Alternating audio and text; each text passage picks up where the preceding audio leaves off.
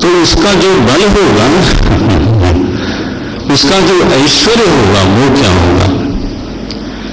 तो पहले सर्वात्मा कह दिया और सुखदेव जी ने दूसरा शब्द डाला भगवान। भग माने होता है ऐश्वर्य, षडैश्वर्य संपन्न। अगर कोई सर्वात्मा नहीं है तो भगवान नहीं हो सकता। इसलिए वैदिक धर्म में ईश्वर किसी व्यक्ति का नाम नहीं है। जो सर्व नहीं है वो ईश्वर नहीं है। बस सिंपल सूत्र,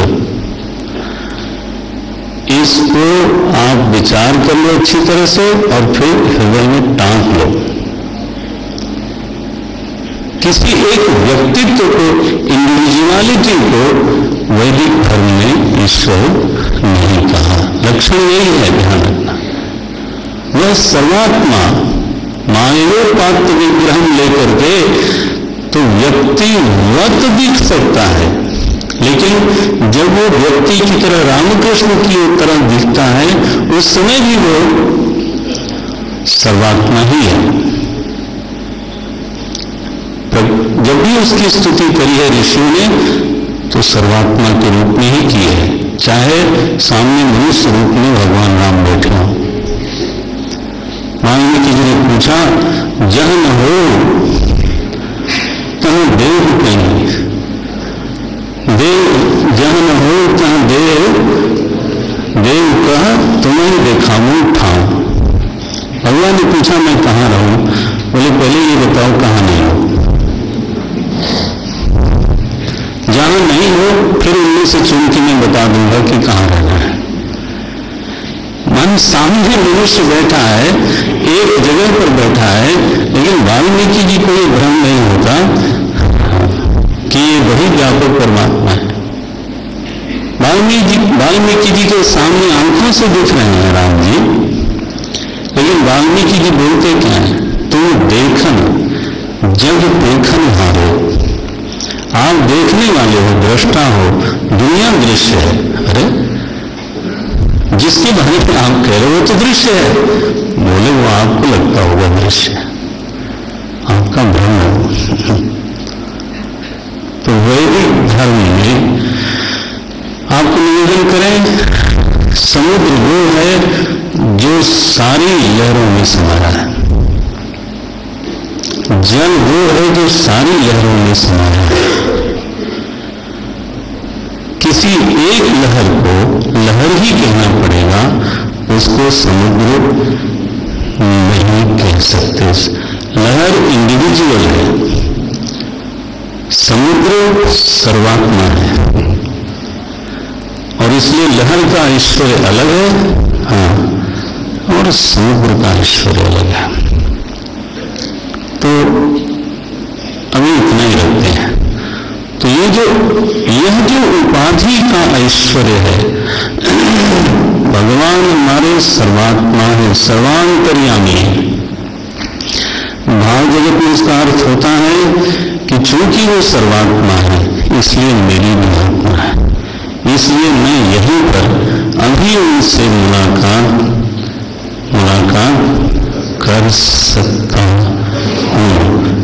ये एक फैसिलिटी है, ये एक अपॉर्चुनिटी है, ये एक प्रकार का अवसर निरंतर प्राप्त है। अगर वो कहीं इंडिविजुअल होते तो जहां वो होते वहां जाके मिलना होता, नहीं।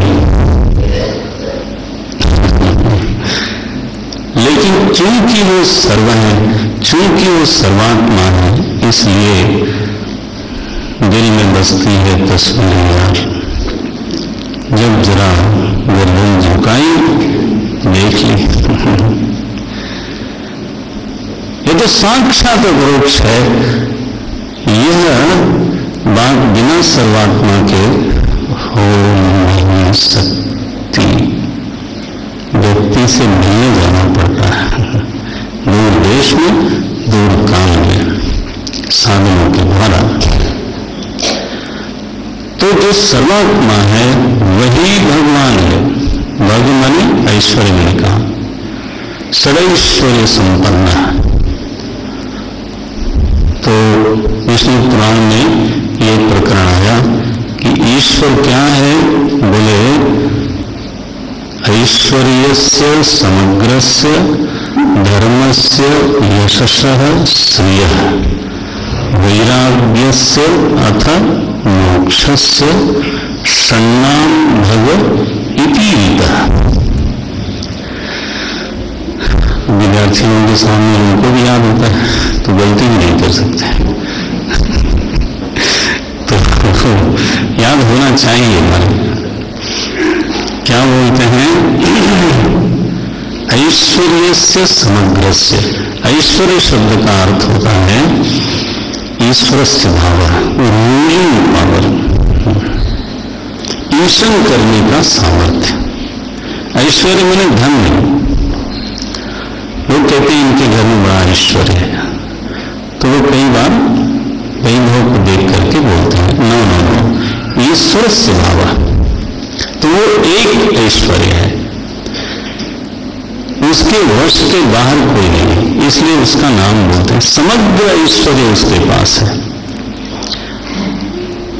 जो बड़ हो सो राम बड़ाई। रावण में भी अगर बल आया तो वहीं से आया, जाके बल लवलेसते जीते हो, स्रोत वही है। तो ऐश्वर्य से समग्रस्य धर्मस्य यशसः, देखो श्रेयः,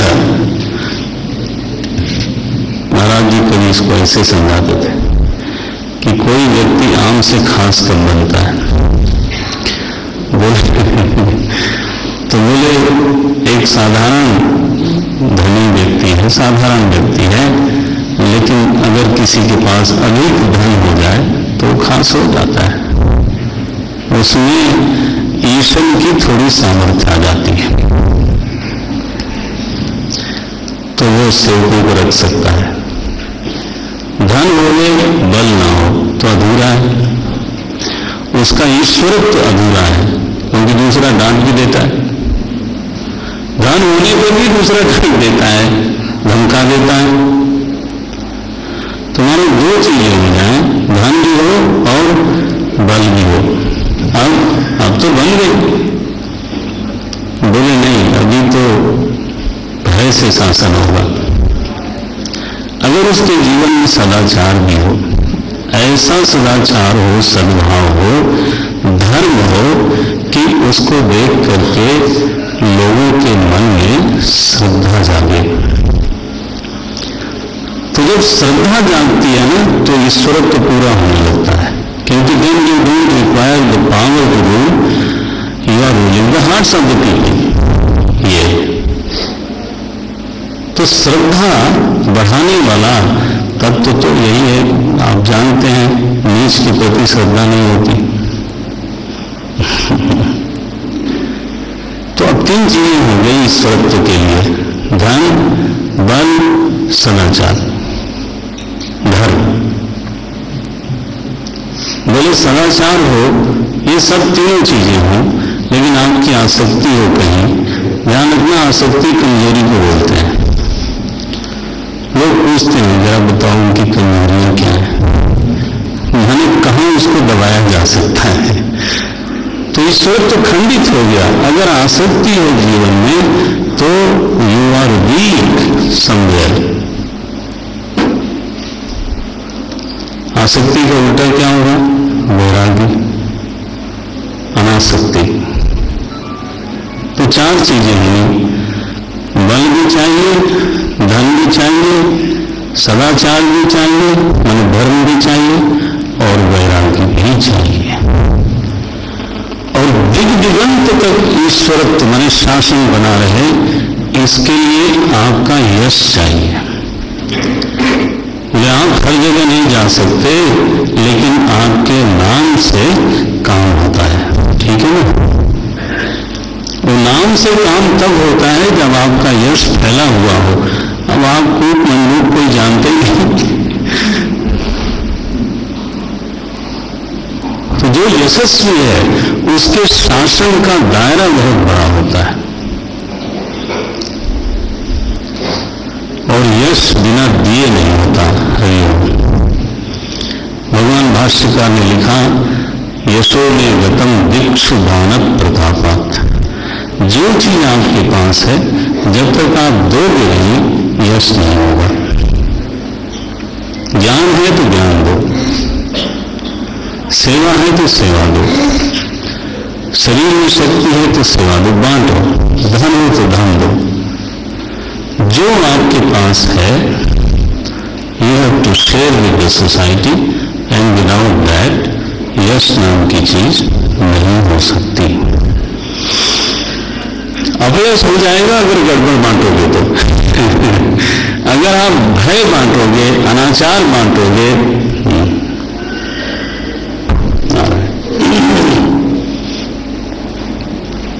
तो यश चाहिए। और फिर भी अगर अविद्या लगी हो तो कैसा ईश्वर, तब तो आप बंधन में ही हो, तो इसलिए मुक्त होना चाहिए। तो जो पक्का ईश्वर है, ये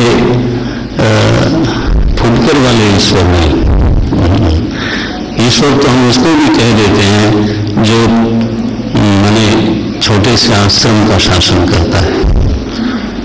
आश्रम शब्द का एक अर्थ है मंडल।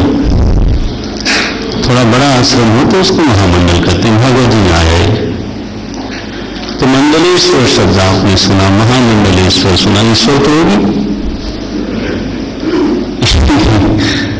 हमारे शास्त्रों में घर की मालकिन को कहा गृहेश्वरी, तो भी ईश्वरी है। तो ये वाला ईश्वर नहीं भाई, ये तो थोड़ा सा हल्का वाला है, फुटकर है। जो सच में ईश्वर शब्द वाच्य है वो वही हो सकता है जो भाग्यवान हो, जिसमें समग्र ऐश्वर्य हो, समग्र धर्म हो, समग्र यश हो, समग्र लक्ष्मी हो, समग्र वैराग्य हो और समग्र मोक्ष हो। बना षण्णाम भग इति वितः, इसको बोलते हैं 6 भाग। समग्र हो और सर्वकाल में हो, आने जाने वाला न हो। हमने आप में जो धन आता है जाता भी है, बल आता है जाता है, पावर आती है जाती है, तो हमने आप में आगंतुक है, उसमें नित्य है। ऐसा जो है और वो वही होगा जिसकी उपाधि सर्व है।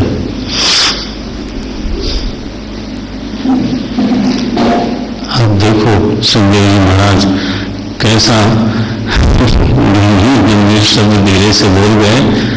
तस्मात् भारत, माने मनमानी ईश्वर की उपासना करने के लिए मैं नहीं कह रहा हूं। ये कोई रेडियो पर फरमाइशी गाना नहीं है कि हमको ऐसा ईश्वर चाहिए। एक तो होता है फरमाइशी और एक होता है जैसा ईश्वर है वैसा समझने की कोशिश। शास्त्र में क्या कहा गया? पहले सर्वात्मा, फिर भगवान, और भगवान होने से ही वो ईश्वर है। आप देखना हेतु फलात्मक संबंध है।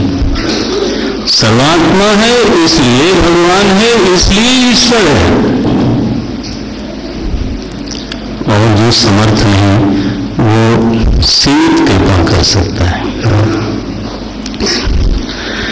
हरि जो शब्द है वो पूरी तरह से तो उन्हीं में घटेगा।